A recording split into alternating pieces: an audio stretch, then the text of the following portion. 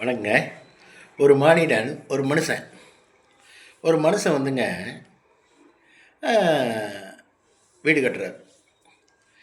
ஒரு பைசா இல்லாமல் வீடு கட்டுறாரு பாருங்க. ஒரு பைசா இல்லாமல் ஒரு வீடு கட்டுறாரு. வீடு கட்டி அந்த வீடு எப்படி கட்டுறாருன்னா, இன்னொருத்தர்கிட்ட இடத்த வாங்குறாரு.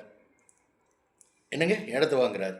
இடத்த வாங்கும்போது அது ஒரு தள்ளுமுள்ளான ஒரு இடத்த வாங்கி அந்த இடத்துக்கு அப்படி இப்படின்னு பணத்தெல்லாம் பெரட்டி கிரட்டி அதை பண்ணி சொற்ப சம்பளத்தில் இருக்கிறாள்.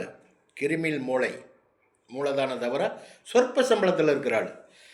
வீட்டை வீடு அப்படி இப்படின்னு அந்த டாக்குமெண்ட் எழுதி வாங்கி அவர்கிட்ட சொற்ப சம்பளம் காசை கொடுத்து டாக்குமெண்ட் எழுதி வாங்கி நான் பேங்க்கில் அடமானம் வச்சு உங்களுக்கு பணத்தை கொடுத்துட்றேன் அப்படின்னு பேங்க்கில் அடமானம் வச்சு என்னாச்சு, அடமானம் வச்சு அந்த காசை வாங்கி வீட்டை கட்டுறாரு. அந்த இடம் வாங்கினது கூட காசு கொடுக்கல. வாக்கு நம்பிக்கையில் அவர் கையெழுத்து போட்டார்.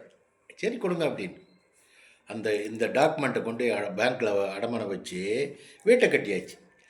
வீட்டை கட்டினதுக்கப்புறம் அந்த அதைய போக்கியத்துக்கு வைக்கிறார்.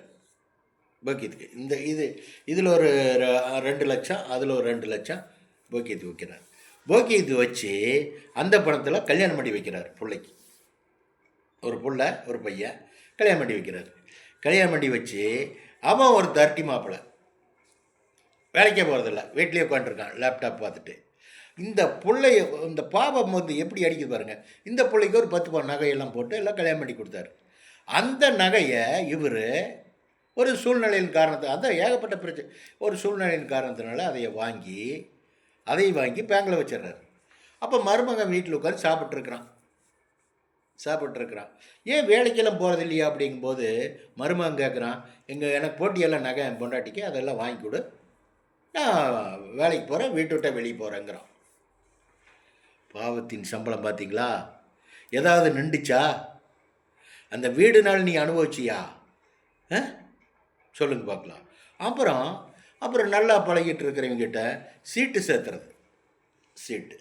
சீட்டு சேர்த்தி இவரே எல்லாம் எடுத்துக்கிறது. இங்கே இவருடைய பவர் வச்சு பவர் உள்ள ஆளாச்சா வேலை போயிடும், வேலைக்கு துரத்தி விட்டுருவான் அப்படின்னு கூப்பிட்டு சீட்டு சேர்த்திங்களோ ஒரு ஆளை கூப்பிட்டுங்க, வா கிருஷ்ணமூர்த்தி சீட்டு நான் எடுத்துக்கிறேன் இந்த மாதம், சரியா, அடுத்த மாதம் உனக்கு 2 மாதம் கழித்து பணம் கொடுத்துட்றேன். அவனுக்கு விழுந்த மாதிரி டக்குன்னு எடுத்து இவருக்கு விழுந்துருச்சுப்பா அப்படின்னு இவர் வச்சுக்கிறது. அந்த காசை வைக்க முடியாது. செலவு, வட்டி, கடனை, அது இது.